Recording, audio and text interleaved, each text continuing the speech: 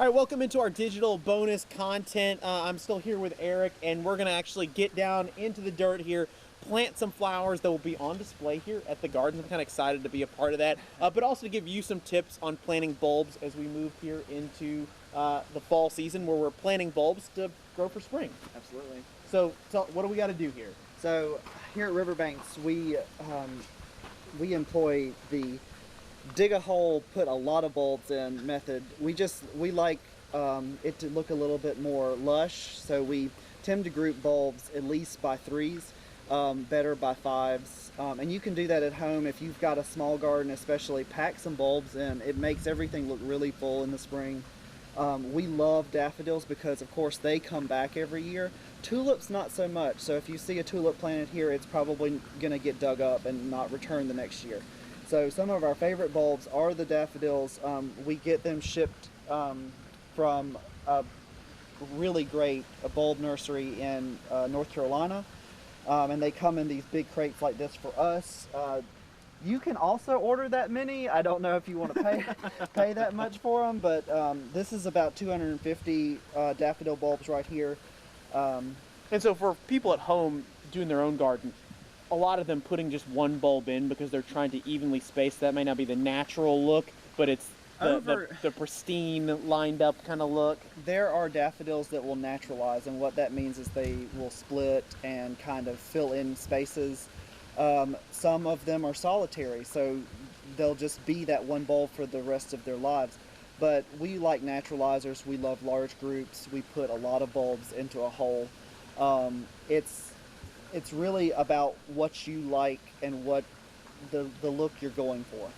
So instead of using little trowels or something, we're going in with the shovel. We're going in full force with shovels, and yeah, I'll show you kind of what we're gonna do. And so you usually want to bury daffodils about 6 inches under the ground. It depends on the daffodil because there's many different size bulbs. So you want to loosen up your soil a little bit. So we're going to take some bulbs, and I'll give you some. Awesome. They are awesome. Daffodil bulbs. They look like onions. So yeah, so they are in that they're in the lily family. What I'll say about this, a lot of people, there's a top and a bottom to the bulb. This is the root end, this is the shoot end. So roots naturally go down. Right. You can just toss them in. We planted 7,500 bulbs in the zoo's front entrance one year. That's a lot of coming down and placing one bulb, one bulb, right. one bulb. So we were kind of throwing them, they will find their way right side up. Daffodils are wonderful about that. Tulips will do it to a certain extent, but daffodils are champions. They don't care kind of how you treat them as long as they get in the ground before Thanksgiving, or I'll say after the first frost. Okay. So, yeah. So we just kind of, do we space them at all? Do you just toss them in? You can. Okay. We honestly will go in here and just kind of space them. Grab his, we'll probably put 20 in this hole. Okay. And kind of just, and you'll see some of them are much larger than the others, and some of them have split.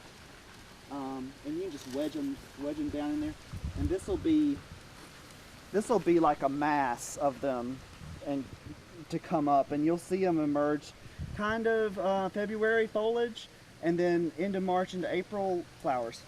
Flowers. So when we go to bury them here, we're just lightly covering them. You just cover back with all the dirt that you displaced. Yeah, all the dirt that you displaced, and I raked away some of the mulch that we have.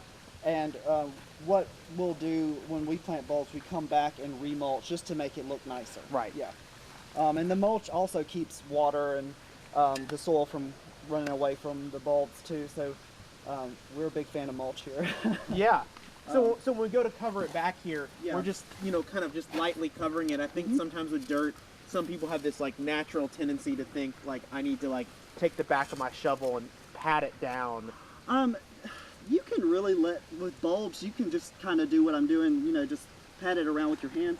It's not don't compact the soil, never compact your soil. There's just a lot of evidence to suggest that soil compaction is one of the worst things that you can do for your garden.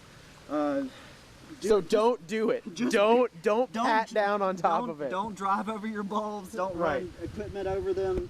Bulbs especially have a hard time with soil compaction. It'll actually make the bulbs shrink, and that's a bad thing because you want your bulbs to be big and happy, because that means that you'll get a lot more foliage and a lot more flowers out of them. Perfect. Yeah. So when you put the bulbs in the ground like this, we've covered them back up. They're going to sit here. Do you have to do anything with the bulb? Are you coming out here making sure they get water? Are you coming out here, doing anything based on the temperature? How are you tending to these over the course of the winter? So really the beautiful thing about bulbs is that once you plant them, you can pretty much forget about them, other than you can give them some nutrition when they come up, only when the leaves are visible. The soil is your main worry with bulbs, whether they're gonna like it, if it's the right pH for them. A lot of people will tell you to throw some bone meal in when you plant bulbs, and that's a good, we've done that before. There's a lot of gardeners that will do that. It just makes a sturdier bulb. We don't really worry about daffodils so much just because they're everywhere. You'll see them in old homesteads and in the ditches around here, so they're super hardy, they're beautiful.